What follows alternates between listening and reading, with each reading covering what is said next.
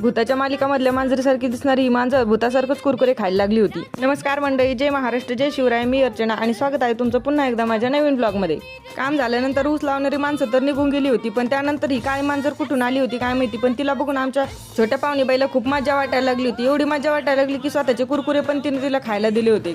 आणि मांजर असे कुरकुरे खायला लागली होती जणू 100 वर्षाची उपाशी आहे. दिला तिचा विषय सोडून आणि घरी निघालो. घरी जाताना लक्षात आलं की पाहुण्यांनी घरी चहा प्यायला बोलवलं होतं, म्हणून गावातच असलेल्या एका पाहुण्याच्या घरी चहा प्यायला घेऊन गेलो होतो. त्यांचा कापूस पेटला होता म्हणून विजिल्यानंतर त्यांनी कापूस वाळायला घातला होता. ते गेल्यानंतर छोट्या पाहुणीबाई ते गेल्या झोपी, पण आम्ही नंतर चहा पिलो आणि त्यांनी आम्हाला मेथीचा लाडू दिला होता खायला. पण म्हणलं जाऊ द्या, सध्या आयुष्यात सगळ्या गोष्टी गोड होतात, मग एका कडू लाडूने काहीतरी होणार आहे. आणि पाहुणीबाईनं पण प्रेमानं दिला होता म्हणून गपचूप खाऊन घेतला आणि हे दोघं पण आतमध्ये इथं लाडू खात होते. त्यानंतर धनीचं एक काम निघालं म्हणून आम्ही 5 जिनिंगला गेलो. तिथल्या ऑफिसमध्ये गेल्यानंतर धनी डायरेक्ट त्या साहेबाच्या खुर्चीवरच बसले. एका क्षणापुरतं मला पण वाटलं की धनीनी जॉब चेंज केली का, पण हातात एक कागद घेऊन बाहेर पडल्यानंतर म्हणलं नाही सगळं सुरळीत चालू आहे. तर हा होता पार्ट 2. आवडला असेल तर लाईक करून कमेंट करा आणि आपल्या अर्चनाज विलेज डायरीला फॉलो करा. रामकृष्ण हरी.